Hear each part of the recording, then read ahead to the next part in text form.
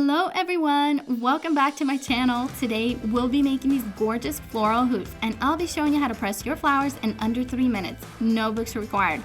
If you've been following along for a while, you probably remember the framed pressed flowers I made. This project is very similar except we'll be displaying the flowers in hoops. I've went ahead and added the links to all my supplies in the description section. To begin, lay a paper towel over your brick and you'll need to cut your flowers off your stems, leaving just your flower bud. Lay your flowers face down and cover with another paper towel. Then apply the top brick and microwave your flowers for about 1.5 minutes. If you don't have bricks, you can always use tiles or ceramic dishes that have a flat surface. You can also use your microwave tray for the bottom. Anything flat and microwave safe will work. Your flowers should be pretty flat when they come out, and keep in mind they will usually always turn darker. Okay, here's how I made my floral initial. First, stretch one layer of tulle on your hoop.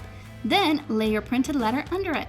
Following that, use your smaller flowers to outline the shape of your letter.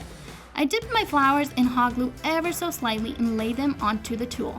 Make sure not to glue it to your printable. It's totally optional to glue them, but since this was a bigger hoop, I wanted to make sure the outline of my letter was pretty secure. Then fill in your letter with the bigger flowers, no need to glue them.